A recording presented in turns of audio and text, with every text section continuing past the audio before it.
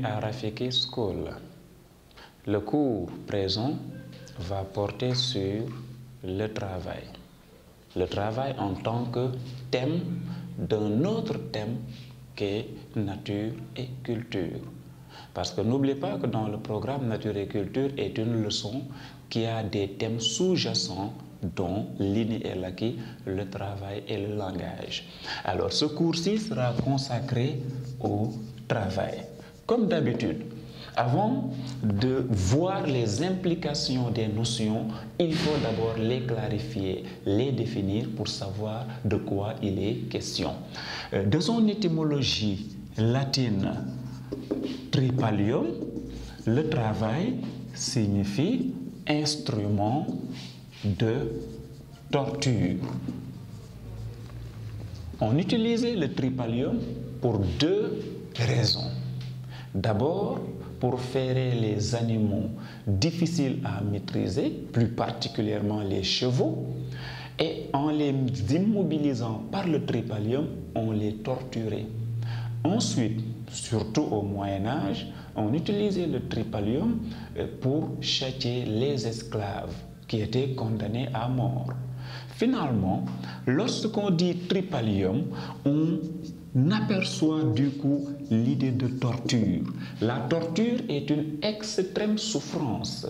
Alors, le mot va évoluer jusqu'à donner travail, mais la torture, cette idée de torture même ne va pas disparaître. Cette idée va accompagner le travail dans son évolution sémantique. Ainsi donc, lorsqu'on dit travail, on fait allusion à une activité intellectuelle ou physique qui se fait dans la douleur pour la satisfaction des besoins de l'homme. Voilà. Voilà ce qu'est le travail. Une activité intellectuelle ou physique qui se fait dans la douleur pour la satisfaction des besoins de l'homme. Que ce travail soit intellectuel ou physique, il y a un effort pénible à déployer.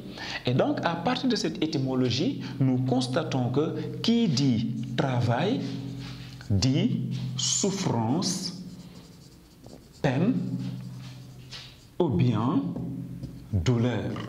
Donc, le travail ne se fait pas de tout repos.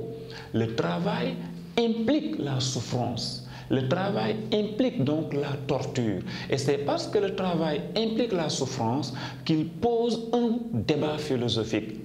Dans ce débat, certains auteurs ont considéré que le travail est avilissant, dégradant et humiliant, alors il est réservé aux bas peuples, aux pauvres et aux roturiers. C'est pourquoi dans l'Antiquité comme au Moyen-Âge, les nobles ne travaillaient pas. Ils laissaient le travail aux pauvres, les forgerons, les artisans, ainsi de suite. Et si nous interrogeons Karl Marx, lui, il a une vision certes positive du travail, mais il considère que si ce travail est effectué dans des conditions douloureuses, il cesse de faire de l'homme un humain, mais il en fait plutôt un animal. C'est ce qu'il appelle le travail aliéné. Pendant que Marx a cette vision négative du travail aliéné, Hegel, lui, estime que c'est par le travail que l'homme gagne sa dignité et son humanité.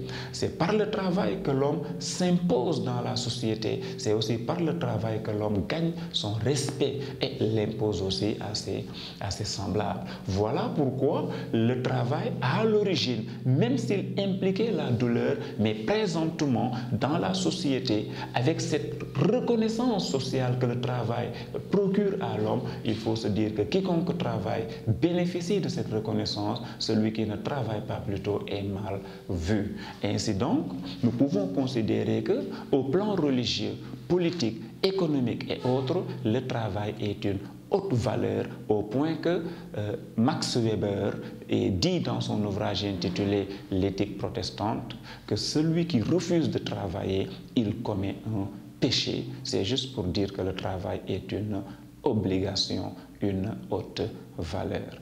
Pour l'essentiel, voilà ce que nous pouvions dire du travail. Nous vous donnons rendez-vous pour un autre cours.